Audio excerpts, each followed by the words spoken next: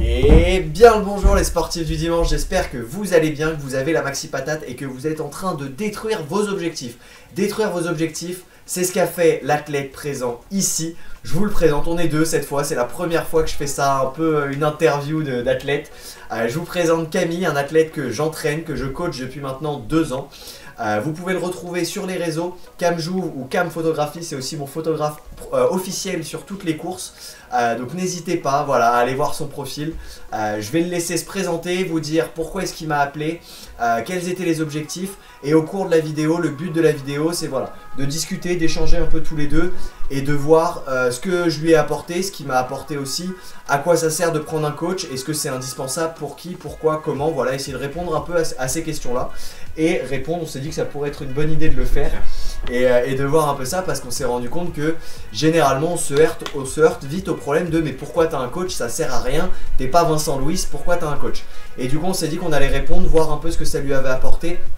Et est-ce que ça pourrait vous correspondre potentiellement, que ce soit moi ou quelqu'un d'autre? Je pense qu'on est d'accord pour dire qu'avant tout il faut que le feeling passe. Exactement. Il faut qu'humainement on soit connecté, il faut que le feeling soit là. Si vous n'avez pas de feeling avec le coach qui vous motive au quotidien, ça va être très compliqué, vous allez y aller à reculons et ça ne sera pas bénéfique pour vous.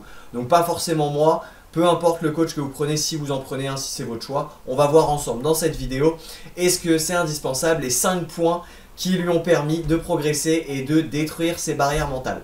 On est parti, je te laisse te présenter. Commence par pourquoi est-ce que tu m'as appelé?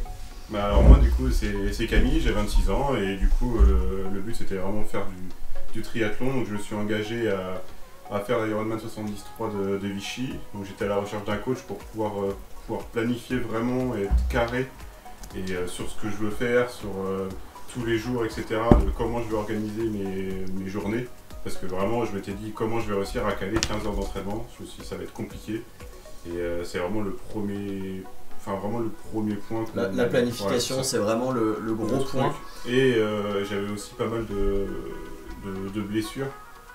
D'ailleurs, quand on a commencé le coaching, j'étais blessé. J'étais blessé voilà. Parce que tu t'entraînais un peu n'importe comment, il faisait des pics les semaines, il suivait un peu sa motivation en gros et la semaine où il était très motivé, il s'envoyait en l'air, il faisait des grosses sorties et la semaine d'après, il faisait plus grand chose parce que pas le temps, pas organisé, il y allait un peu au feeling et du coup forcément ça mène à la blessure. Donc effectivement le premier point c'était pour les blessures. Ouais, vraiment le premier truc c'était ça parce que voilà, c'est genre j'étais tout le temps, c'était une blessure là au mollet, que je traînais depuis 4 mois, je m'étais mis en pause, c'était compliqué de repartir et du coup on a réussi ensemble à repartir tranquillement. Avec notamment la récup, le massage, l'alimentation, l'hydratation, on a remis un peu tout ça en base.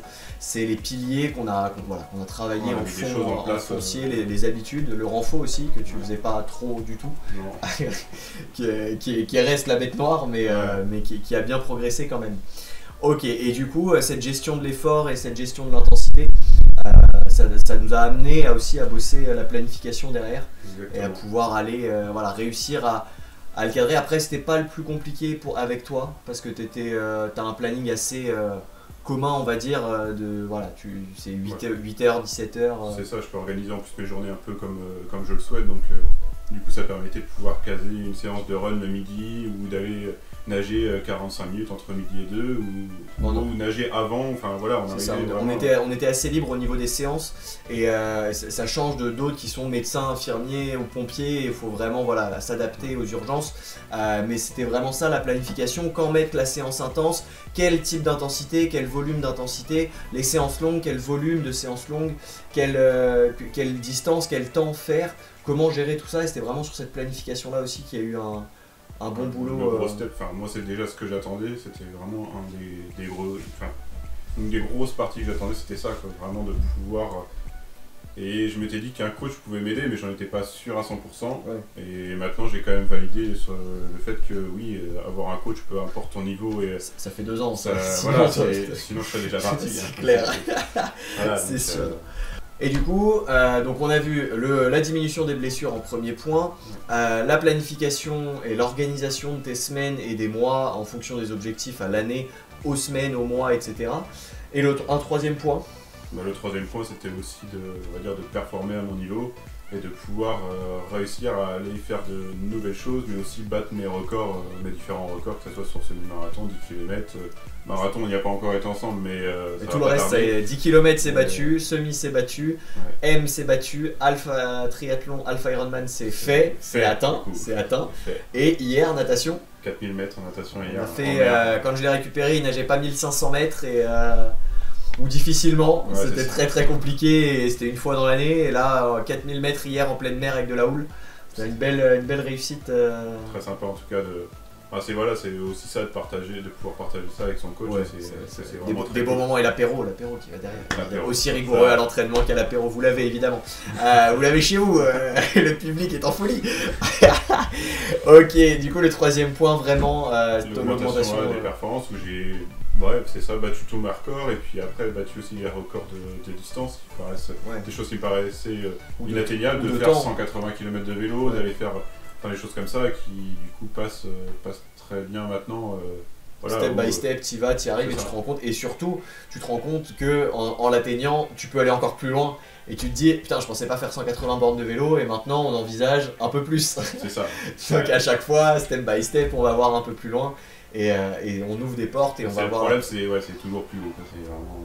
C'est ça, je vous en parlerai dans une prochaine vidéo, notamment sur la banalisation de la performance. C'est un des sujets que j'ai prévu d'aborder parce que malheureusement avec les réseaux aussi, surtout énormément, on se rend plus trop compte, même un triathlon M, on se rend pas compte que waouh, genre c'est même un S, c'est un 10 bornes, ça reste aller parfait en 45 minutes sur un 10 bornes ou en 50 minutes sur un 10 bornes, ça reste un très beau chrono et quelque chose de très cool que toute la population ne fait pas et on a tendance à très vite l'oublier. Quelqu'un qui court 10 bornes, c'est déjà ça, c'est déjà un 10 km. Il faut le faire. Même s'il est bon de rappeler aussi que 45 minutes de sport, de footing, normalement, c'est ce qu'on devrait faire tous les jours, tout le temps.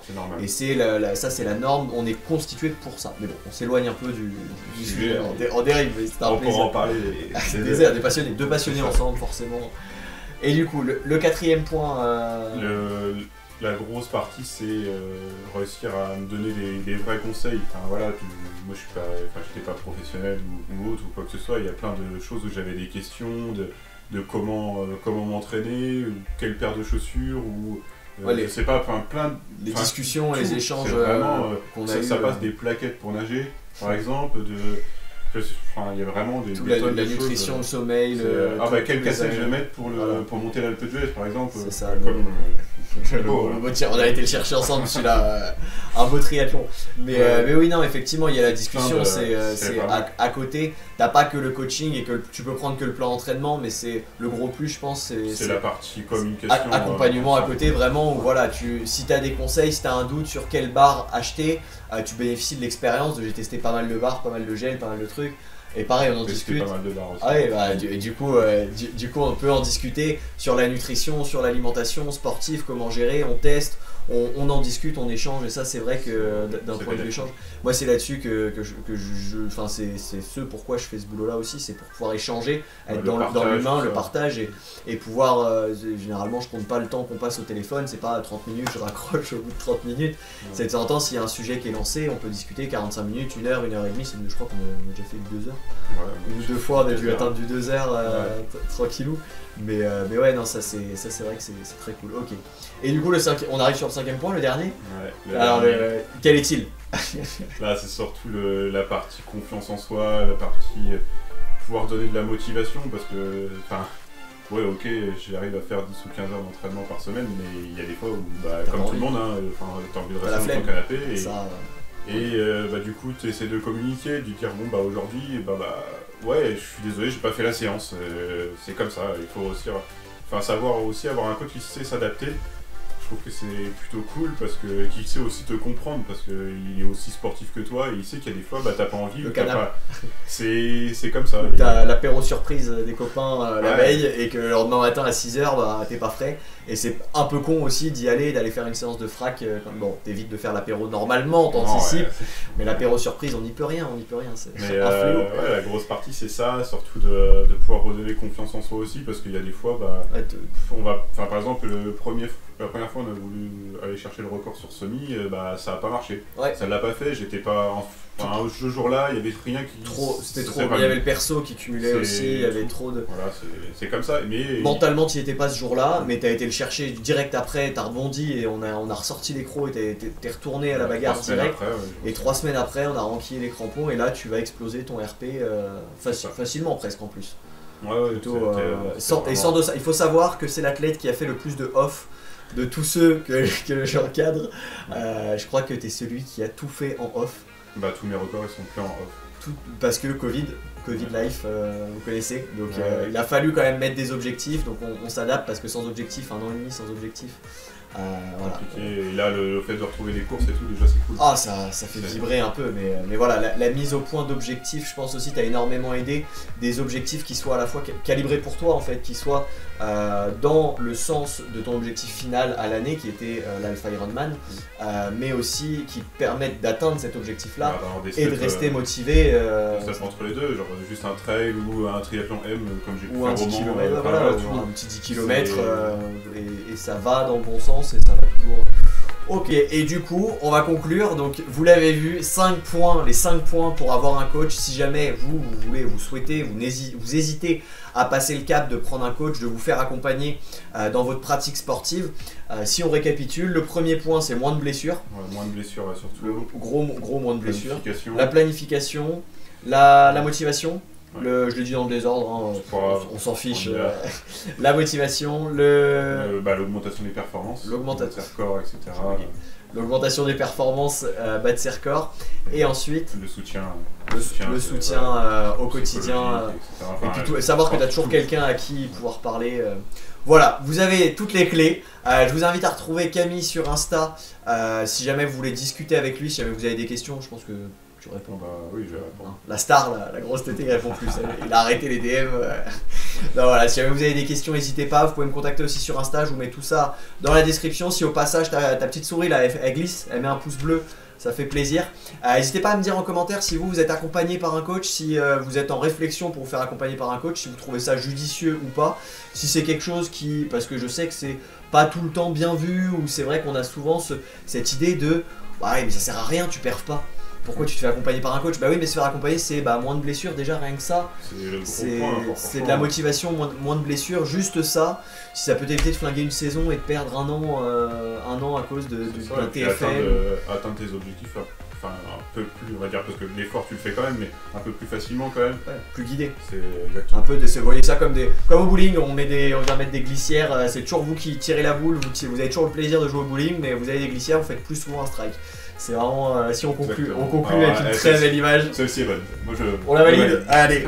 Sur ce, je vous souhaite d'être toujours aussi rigoureux que lui à l'entraînement qu'à l'apéro, parce que là vous avez un exemple à l'apéro, mais aussi à l'entraînement parce qu'il les rate rarement. Il a dit qu'il en avait raté 2-3, mais en vrai il les rate rarement et de moins en moins. Au début beaucoup, ça il faut 2-3 premiers mois beaucoup. Maintenant c'est bon, c'est acté.